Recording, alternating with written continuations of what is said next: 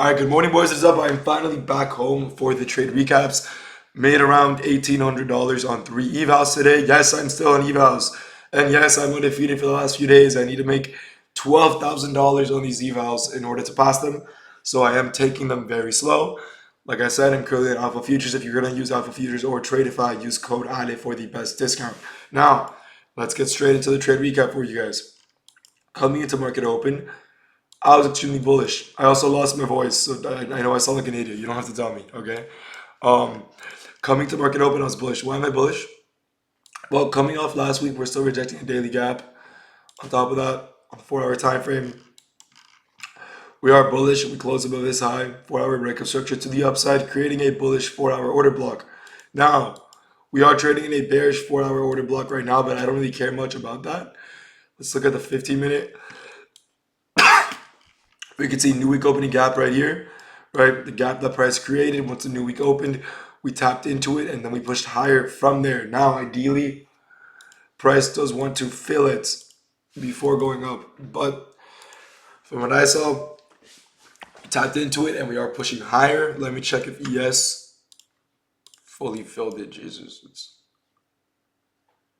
ES filled it more than Nasdaq, but it didn't fully fill it. But ES basically filled it. Nasdaq didn't trade as deep into it as ES did. But besides that, let's check our session liquidity, right? There is no session liquidity. We swept Asia lows, and we also swept Asia and London highs, and we are nowhere near midnight open, right? So price is overextended. That is what I noticed. We are overextended. We should have had a retrace to this gap overnight, maybe this breaker block overnight. Something amongst the lines of this price point would have been a very nice retrace or a move to the upside, because every move has to be justified. Every move to the upside, every move to the downside should be sponsored and explained or justified by a PD rate, right? And if we look at price, what are these candles sponsored by? Nothing. We didn't tap into this breaker block. We didn't tap into this FEG. Price was just ripping for no reason.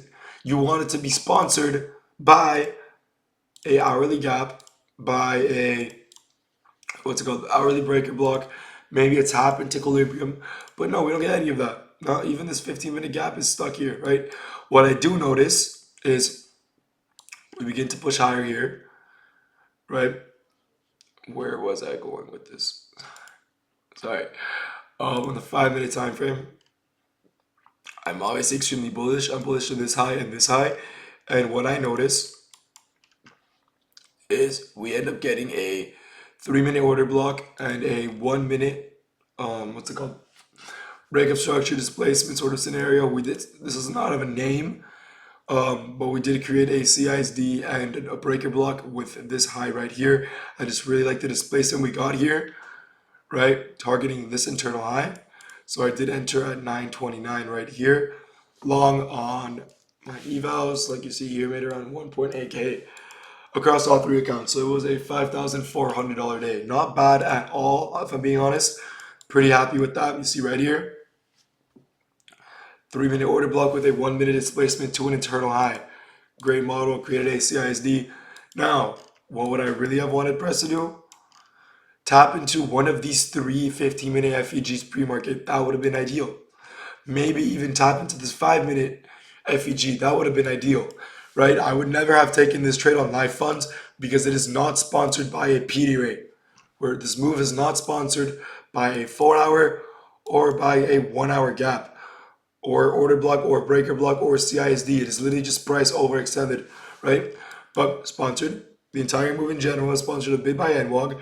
We tap into NWOG, we push higher, right? These are my draws on liquidity up here, right? I do want all-time highs to get taken. So obviously we'll be targeting these highs right here. What else do I notice? On the 5-minute time frame, we're pushing higher. I mean, here we tap into this gap, right? Then we tap into this order block, we push higher. Here, this is a 5-minute. On the 5-minute, nothing. We edge this 5-minute gap. There's no SMT with ES either, I believe.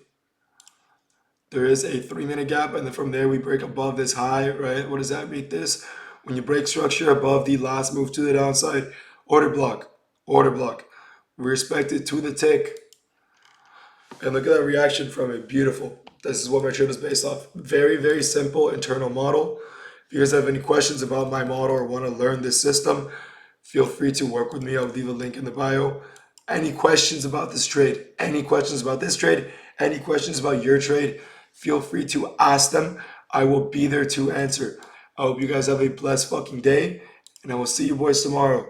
Safe trading and peace out, boys.